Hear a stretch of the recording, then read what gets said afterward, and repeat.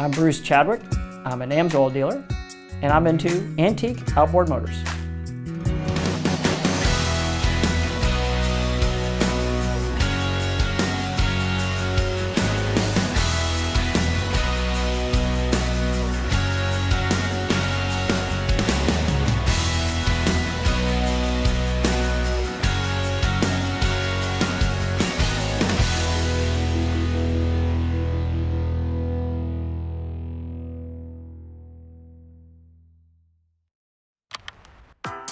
I was always into the outboards with my father.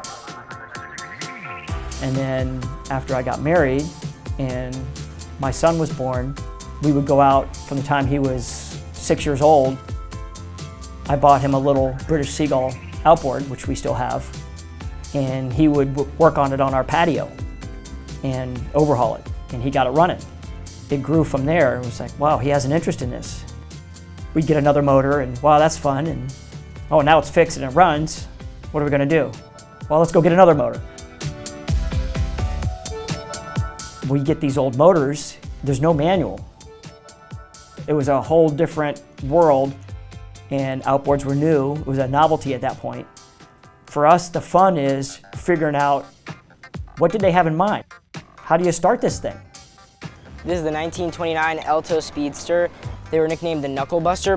When you bounce the knob off of the tank, it will spring back into motion, rotating in the opposite direction, and if you don't get your hand out in time, it will hit your hand very hard.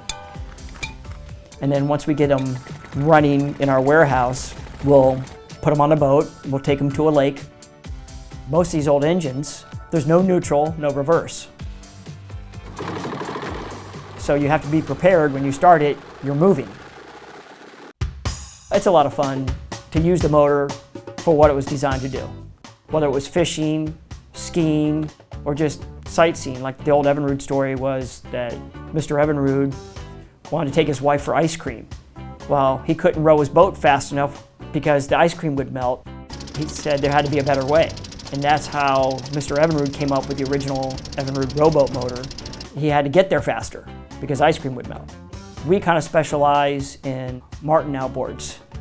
We've always been fascinated by their design and the fact that they weren't made by an outboard manufacturer, but they were actually made by National Pressure Cooker Corporation, which is interesting. It was a frying pan company who got into outboards by accident. We stumbled across the Antique Outboard Motor Club. They're a great group of people, and it's all about, let's go play with the motors. You get to the meet, and how soon can we get on the water?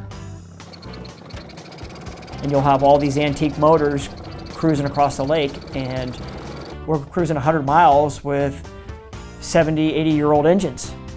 We even had a meet where we ended up rescuing a float plane that had a mishap on the lake. In our opinion, modern engines all look very similar. They kind of look like toasters. They don't have a lot of style to them.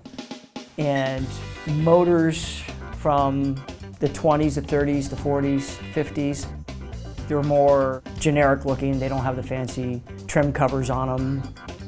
Everything's exposed, ignition systems, flywheels. It's all about function. They weren't trying to make them pretty. Some of the guys in the club tease me, when are you gonna get serious? Because there's guys in the club with hundreds of motors. We actually have motors on the wall, we have motors on the floor, we have motors on rolling carts, on stands. We have 3 on the transom that we store for lack of space. We have some laying down in the boat. There's motors on the patio at home. Sometimes there's motors next to the TV. Total 50, maybe 60. My wife would probably leave me if I ended up with hundreds in the apartment. So. I'm Bruce Chadwick. I'm an AMSOIL dealer, and I'm into antique outboard motors.